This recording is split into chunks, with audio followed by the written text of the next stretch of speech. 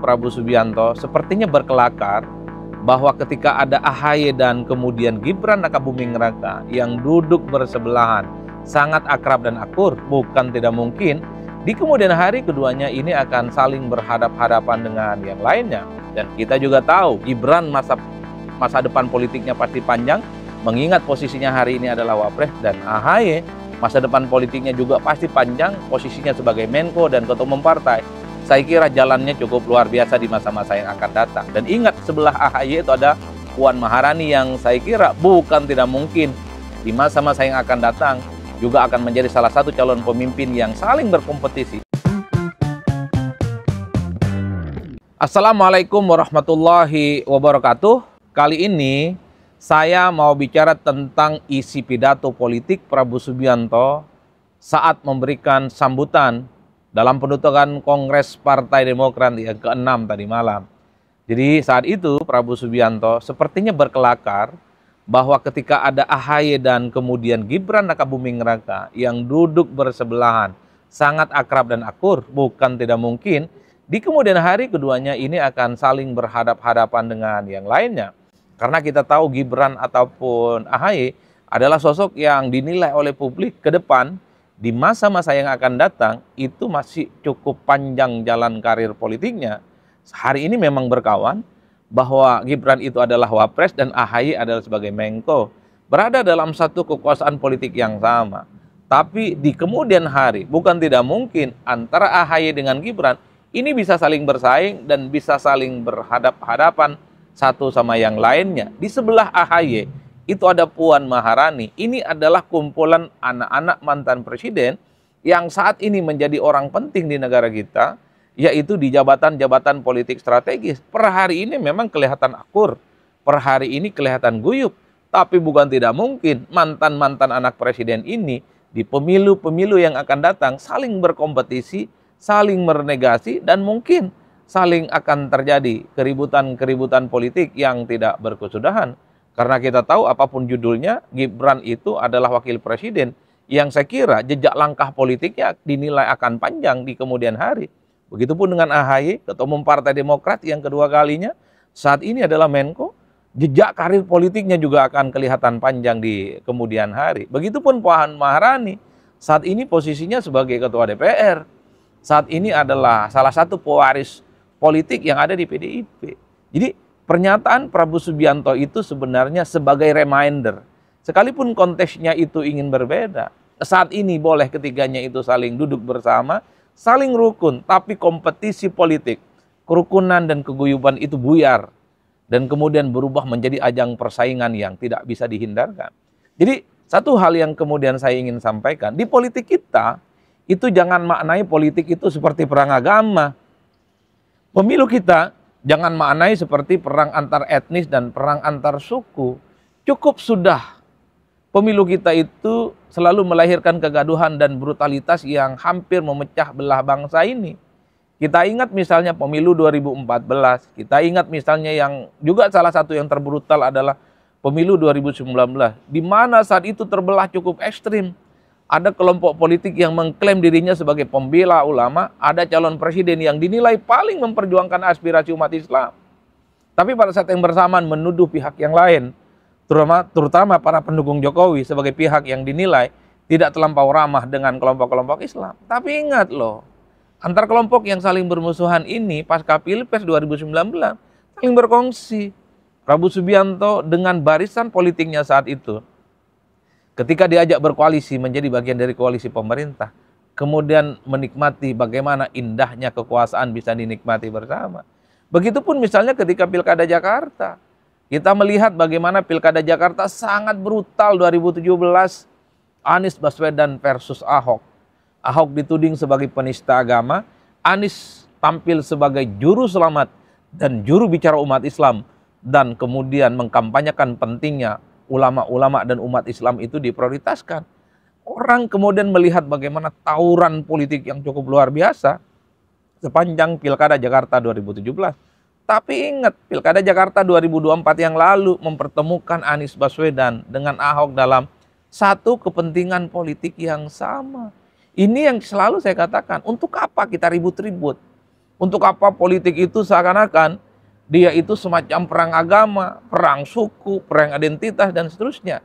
Kalau at the end, mereka ini saling berkongsi dan saling berangkulan. Saya selalu mengatakan di berbagai kesempatan, maknai politik itu biasa-biasa saja.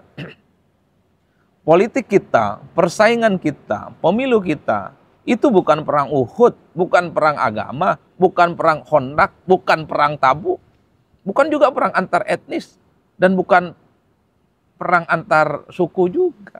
Di kita, politik itu sesederhana yang kita maknai adalah how to get the power.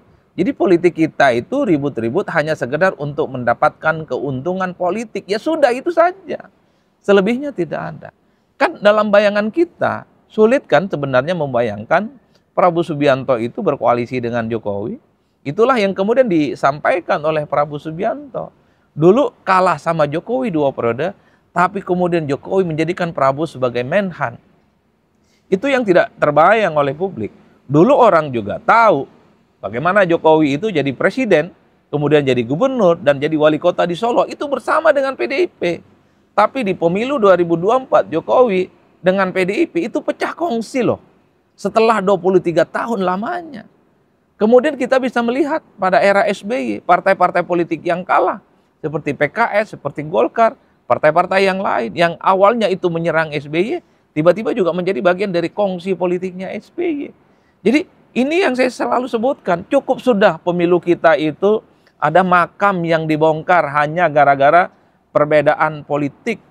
Cukup sudah begitu banyak orang yang bercerai hanya gara-gara suami itu dukung capres tertentu, istrinya memiliki jagoan pilpres yang berbeda. Angka perceraian di 2019 misalnya itu kan cukup meningkat hanya gara-gara beda pilihan politik. Cukup sudah ibu-ibu Majelis Ta'lim itu tidak akur dan tidak rukun antar Majelis Ta'lim karena mereka punya jagoan masing-masing di setiap pemilu. Cukup sudah misalnya grup-grup WhatsApp keluarga itu mendidih, kemudian terjadi konfrontasi hanya karena gara-gara perbedaan politik. Cukup sudah orang itu mengeluarkan ayat mengkafir-kafirkan orang hanya gara-gara perbedaan politik. Itulah yang saya sebutkan. Di Indonesia tidak ada itu yang disebut dengan permusuhan abadi, tidak ada yang disebut dengan perkawanan abadi. Yang ada itu adalah kepentingan yang abadi. Hari ini teman, besok menjadi lawan.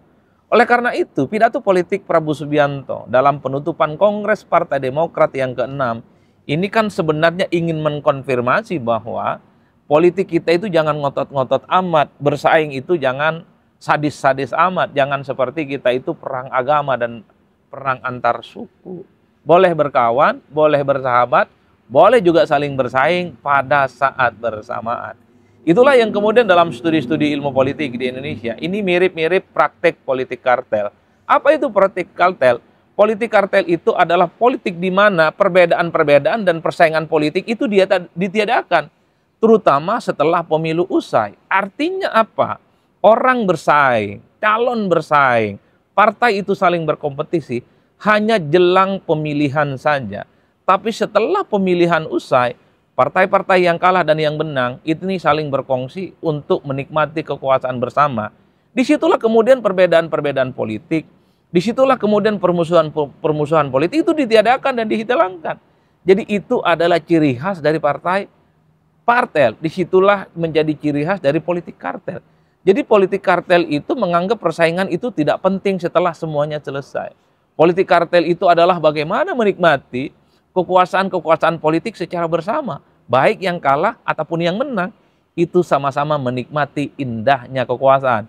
Yang menang jadi presiden, yang kalah itu bisa jadi menteri, bisa jadi wamen, bisa jadi menko, dan seterusnya, dan seterusnya. Bisa juga menjadi komisaris. Politik kartel ini dilakukan sebenarnya oleh partai-partai politik, tujuannya adalah untuk menjamin bagaimana kesinambungan kehidupan partainya. Karena dengan cara menjadi bagian dari kekuasaan politik pemerintah itulah partai-partai ini kemudian sustain. Partai-partai kemudian bisa membiayai bagaimana operasional kepentingan partainya. Politik kartel itu saya kira terdistribusi di banyak tempat. Bukan hanya di eksekutif, tapi juga di legislatif misalnya. Saling berebut dan saling berbagi komisi-komisi basah yang ada di DPR. Tujuannya adalah supaya partai politik ini terus eksis, supaya partai politik itu terus mendapatkan akses terhadap sumber daya ekonomi. Oleh karena itu, kalau kita melihat kecenderungan rata-rata secara umum, praktek politik kartel di Indonesia itu menjadi nyata.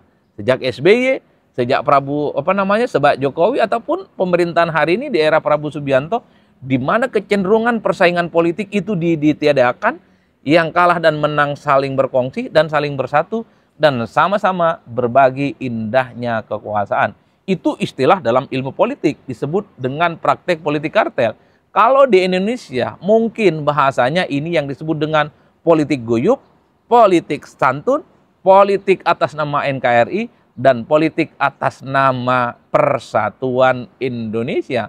Tapi kalau kita menggunakan nomenklatur istilah-istilah dalam politik kontemporer, ini yang disebut dengan salah satu ciri bagian dari politik kartel, yaitu menghilangkan perbedaan, menghilangkan permusuhan, menihilkan kompetisi, terutama setelah pemilu usai. Dan pemilu itu hanya terjadi gontok-gontokan, pemilu itu terjadi hanya saat pencoblosan, tapi setelah semuanya selesai, satu sama yang lain, bagi yang menang dan bagi yang kalah, itu saling menikmati kue kekuasaan secara bersama. Oleh karena itu saya selalu mengatakan, kalau begini ceritanya, untuk apa kita ada pemilu? Untuk apa ada pilpres? Untuk apa ada kompetisi? Kalau pada akhirnya yang kalah pun harus menikmati kekuasaan. Bukankah pemilu secara esensi itu ada persaingan? Bukankah pilpres itu harus ada reward and punishment? Reward yang menang jadi penguasa, dia jadi pemimpin. Sementara yang kalah itu biarkan dia berada di luar kekuasaan. Dia itu sepi menikmati hidupnya tanpa akses kekuasaan-kekuasaan apapun. Tapi itu terjadi di luar. Di Indonesia yang kalah merangkul yang menang pun juga merangkul yang kalah. Apalagi pada saat yang bersamaan, ideologisasi partai politik di Indonesia itu sangat kabur dan sangat samar. Hari ini partai A, besok bisa partai B. Hari ini partai B, besok bisa partai C. Itulah yang saya sebut sebagai identitas kepartaian kita, partai ID di kita itu sangat rendah dibandingkan dengan negara-negara lain. Kalau di Amerika kita sulit membayangkan Obama yang partai Republik, Obama yang partai Demokrat maksud saya, harus pindah ke partai Republik. Ataupun misalnya Donald Trump yang partai Republik harus pindah ke partai Demokrat. Rasa-rasanya itu tidak akan mungkin di negara-negara lain, terutama di Amerika Serikat. Karena di Amerika yang disebut dengan identitas kepartaian, partai ID itu cukup kuat. Identitas kepartaian bagi mereka adalah sebagai salah satu bentuk perjuangan. Ideologi politik yang mereka perjuangkan melalui partai politik. Di kita, partai itu kan hanya sebatas alat, semacam rental mobil untuk menuju tangga kekuasaan. Dan ingat, ketika sudah sampai pada tujuan, mobil yang ditungganginya itu bisa ditinggalkan begitu saja dan dianggap tidak terlampau penting. Jadi, bagi saya apa yang disampaikan oleh Prabowo Subianto, hari ini berkawan, besok bisa saling bersaing. Ketika melihat kebersamaan antara AHY dengan Gibran Rakabuming Raka adalah sangat kontekstual, sangat relevan untuk mengingatkan bahwa dalam politik kita memang tak ada yang abadi. Yang abadi itu adalah kepentingan itu sendiri.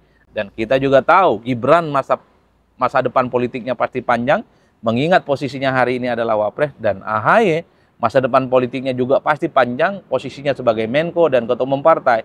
Saya kira jalannya cukup luar biasa di masa-masa yang akan datang. Dan ingat, sebelah AHY itu ada Puan Maharani yang saya kira bukan tidak mungkin di masa-masa yang akan datang juga akan menjadi salah satu calon pemimpin yang saling berkompetisi. Bisa berkompetisi dengan AHY, bisa berkompetisi dengan Gibran, bisa juga Puan itu berkawan dengan AHY, bisa juga berkawan dengan Gibran Rakabuming Raka. Jadi itulah yang saya sebut, maknai pemilu dan politik itu biasa-biasa saja, bukan perang agama. Salam politik syai'un syai'un, pastinya mantap semantap-mantapnya.